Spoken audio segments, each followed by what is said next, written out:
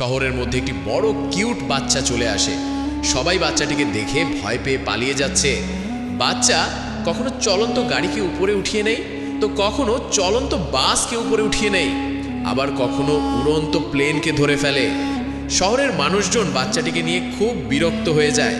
তারা সবাই ভাবে এই বাচ্চাটিকে নিয়ে কি করা যায়। শহরের লোকজন বাচ্চাটিকে ধরার জন্য একটি অতি ভয়ানক রোবট তৈরি করে। সবাই মিলে রোবটটিকে বলে, এই দুষ্ট বাচ্চাটিকে ধরো। কিন্তু বাচ্চাটি অনেক দুষ্টু ছিল। সে রোবটটিকে ধরে তার উপরে চেপে বসে।